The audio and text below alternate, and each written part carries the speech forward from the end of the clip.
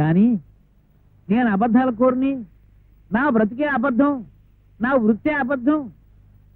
ఈ క్షణం వరకు మీకు నాకు మధ్య జరిగిన సంభాషణలు అన్నీ అబద్ధాలే. ఇక నుంచి నేను నిజంలో బ్రతకబోతున్నాను, ఒక మంచి పని చేయబోతున్నాను. నాకు మీ సహాయం కావాలని అడిగిన వాడిని నేను ఒక్కనే చూసానయ్యా. నువ్వు మనిషి అనుకోవాలో, రాక్షసుడు అనుకోవాలో, మంచివాడు అనుకోవాలో, వంచకుడు అనుకోవాలో అని నాకు అర్థం కావడం. మీరేమనుకున్నారు? స్వప్న విషయంలో మాత్రం మనిషిని, నిజంగా మనసు ఇచ్చిన వాడిని. నిజం.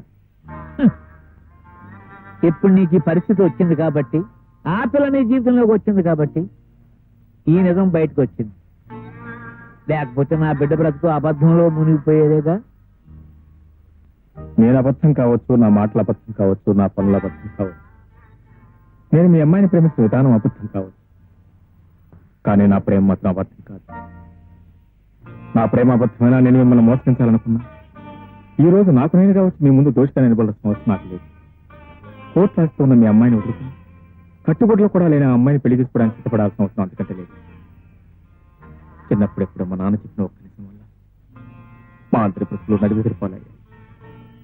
ఆ రోజు నుంచి జీవితంలో ఎప్పుడూ నిజం చెప్పకూడదనుకున్నా, అంత అబద్ధం ద్వారా జయించాలనుకున్నా, జయించాను. చివరికి నా ప్రేమను కూడా అబద్ధంతోనే జయించాను. కానీ కానీ నా మనసుని అబద్ధంతో జయించలేదు. నా అబద్ధం వల్ల ఇప్పుడు ఆ అమ్మాయి జీవితం నాశనం అయిపోయింది. ఎలాగైనా మళ్ళీ ఆ అమ్మాయి జీవితం బాగు చేయాల్సిన అవసరం నా మీదే ఉంది.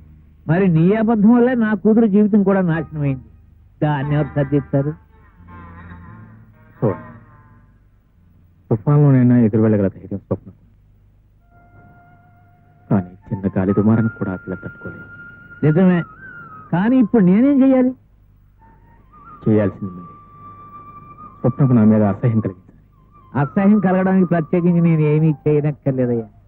నీ జీవితం ఇదే నీకు తెలిస్తే చాలు, అదే అసహించుకుంటుంది. నేను మారానని, మరో అమ్మాయి జీవితాన్ని నిలబెట్టని ప్రయత్నిస్తున్నానని తెలిస్తే మళ్ళీ మీ అమ్మాయి నన్ను ప్రేమిస్తుంది. అందుకే ఈ విషయం తెలియకూడదు. అవి మళ్ళీ నన్ను ప్రేమిస్తుంది. అబద్ధాన్ని దాయగలవు, కానీ నిజాన్ని దాయగలవా? స్వప్నం నన్ను కాదని మరొకరిని పెళ్లి చేసుకునే దాయాలి. ఇంత జరిగాక స్వప్నకి పెళ్లి చేసుకున్నాను, నేను చేస్తాను. దానికి మీరు సహకరించాలి. స్వప్న హృదయంలో నీకు తప్ప మరొక స్థానం లేదయ్యా. అందుకే ఆ స్థానాన్ని స్వప్న హృదయంలో శాశ్వతంగా తుడిచేయాలి. అది జరిగే పని కాదయ్యా. జరుగు. స్వప్న అబల కాదు. తను ప్రేమించిన వాడు నీతి మాలిన వాడని తెలిసినా, అబద్ధాల కోరని తెలిసినా, పచ్చి దూదగాడని తెలిసినా, వ్యభిచారని తెలిసినా వాడి కోసం పిచ్చిపోయి తలపగలు కొట్టుకునే మనిషి కాదు. పైగా అటువంటి మగాడికి బుద్ధి చెప్పాలనుకునే మనిషి. వాడి కళ్ళ ముందు ఇంకొకరిని పెళ్లి చేసుకుని సుఖంగా జీవిస్తూ తన వ్యక్తిత్వాన్ని నిరూపించుకోవాలనుకున్న ఆడది. స్వప్న విషయం నాకు బాగా తెలుసు. మీరు నాతో సహకరించారు ప్లీజ్.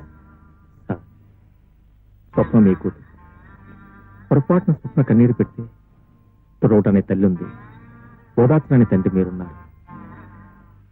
కానీ కల్పన కన్నీరు పెడితే తుడవటానికి ఓదార్చడానికి ఎవరు లేదు. నేను తప్ప. వాళ్ళిద్దరు మీ పెట్టి అనుకో. ఎవరికి న్యాయం చేస్తారు మీరు ఆలోచించండి. ఎప్పుడు వచ్చావమ్మా? ఎక్కడి నుంచి డాడీ? అదే బీచ్ రిసార్ట్ నుంచి. బీచ్ రిసార్టా? అక్కడికి ఎప్పుడు వెళ్ళాను? అదేమిటమ్మా, ఇప్పుడేగా నిన్ను అభిని రిసార్ట్ లో చూసొచ్చాను. అభియా? ఆయన ఢిల్లీలో ఉన్నారు డాడీ. ఆయన ఢిల్లీ వెళ్ళి 3 రోజులైంది. నో నో, ఢిల్లీ ఏమిటమ్మా ఢిల్లీ? అయ్యయ్యో, ఇప్పుడే నా కళ్ళలో కనపడుతున్నాడు రిసార్ట్ లో. అతను పక్కన ఒక అమ్మాయి ఉంది. సరే నువ్వే అనుకుని దగ్గర